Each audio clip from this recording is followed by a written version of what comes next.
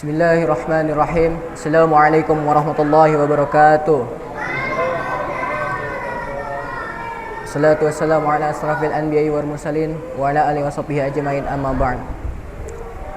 Pertama-tama mari kita panjatkan puji dan syukur atas kehadirat Allah Subhanahu wa taala yang telah memberikan kita nikmat iman dan nikmat Islam sehingga kita bisa disempatkan diri untuk sholat berjamaah di masjid yang insyaallah berkah ini, insyaallah mulia ini. Mari kita panjatkan juga salawat serta salam kepada Nabi Muhammad SAW yang telah menuntun kita dari zaman gelap gulita jahiliyah sehingga zaman yang terang benderang ini.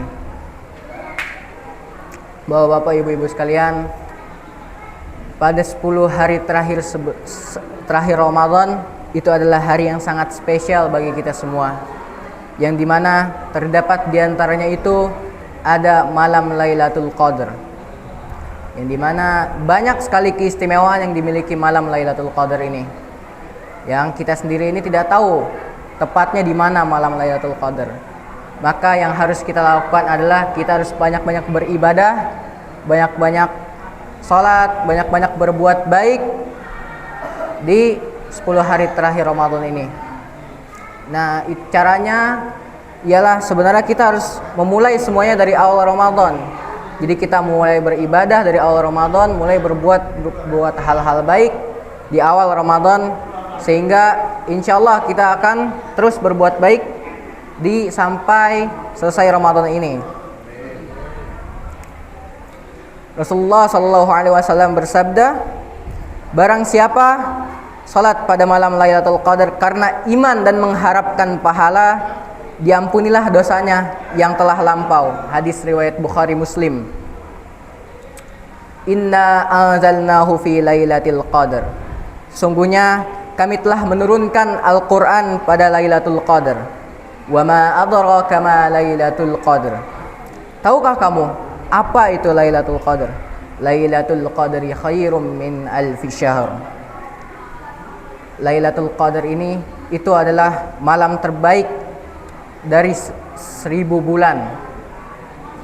Maka kita harus memanfaatkan malam terbaik dari 1000 bulan ini. 1000 bulan itu sekitar 83 tahun. Ya.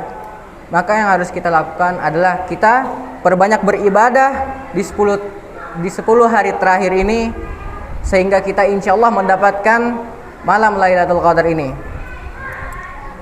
Kita harus melaksanakan keutamaan pada malam Lailatul Qadar ini.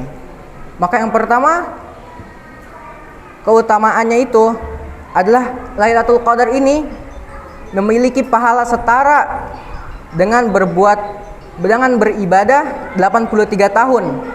Jadi perbandingannya itu kayak ibaratkan kita mengucapkan subhanallah 1 kali pada malam Lailatul Qadar, itu seperti kita mengucapkan subhanallah selama 83 tahun berturut-turut.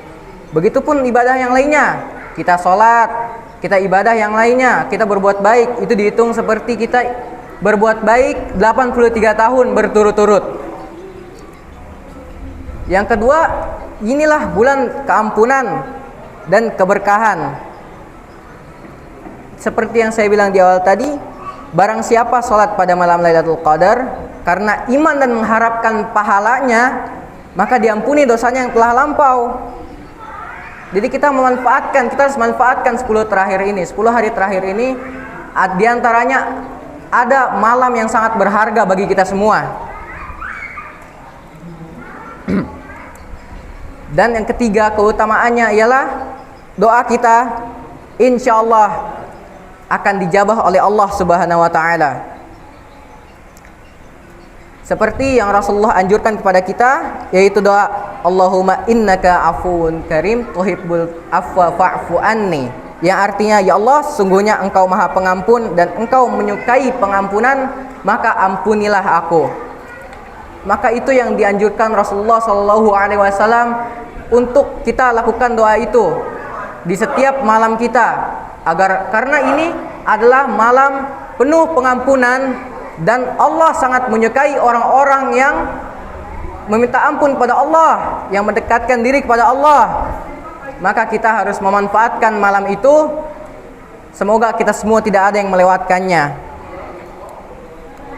Maka Rasulullah Shallallahu Alaihi Wasallam pun bersabda juga, carilah malam Lailatul Qadar pada malam ganjil dari 10 malam terakhir bulan Ramadan.